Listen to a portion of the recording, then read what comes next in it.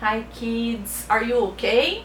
Today teacher Lu is going to tell you a story, right? And this story is a fable. The name of the fable is The Tortoise and the Hare. Let's start.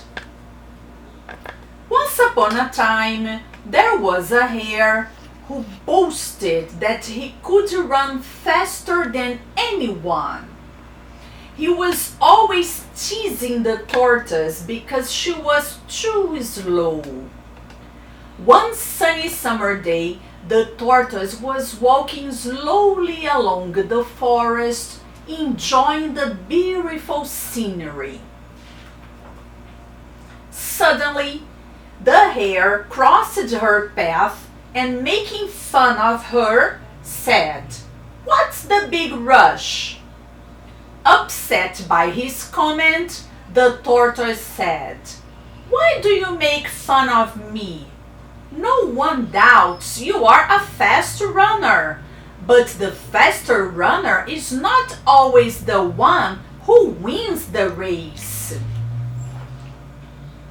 Upon hearing this, the hare started laughing. "Who is going to beat me? You? That's really silly. There is no one who can beat me. I am the fastest runner in the world. I challenge you to a race." The tortoise, annoyed at the hare's bragging, accepted the challenge. Plans for the race were soon underway, and the race was set to take place at dawn the very next day. The morning of the race, all the forest animals gathered at the starting line. Everyone thought that the hare would win, but secretly they were rooting for the tortoise. At the agreed time, the duck, with a loud quack quack, gave the signal to start the race. The hare began leaping and running very fast, while the tortoise plodded along. The hare was confident he was way ahead of the slow-moving tortoise, but since he was still a little tired from getting up so early for the race, he decided it would be a good time to take a rest. He turned back to the tortoise and teasingly said, "Take your time. I'm going to rest for a while, and if you pass me, I'll catch up with you in a minute."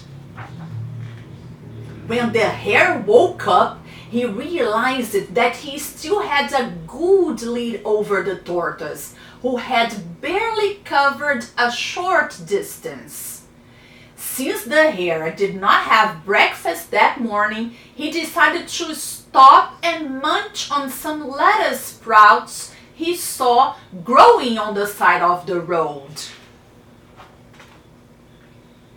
The hare felt sleepy after having too much to eat under the hot sun.